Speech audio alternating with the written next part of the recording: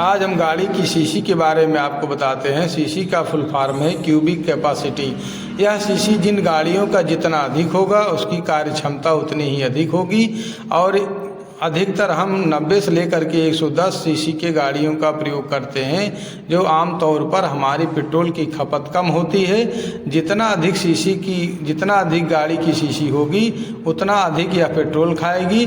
जैसे कि हम स्प्लेंडर प्लस आमतौर पर 110 सीसी की गाड़ी होती है, जो स्पीड 0 से लेकर के 100 तक पहुंचाने में मात्र 20 सेकंड का समय लगता है। यह समय आपकी रोड पर और आपके स्किल पर डिपेंड करता है। जितनी अच्छी सड़क होगी उतनी अच्छी आपकी स्पीड पहुंचाने में मदद करेगा।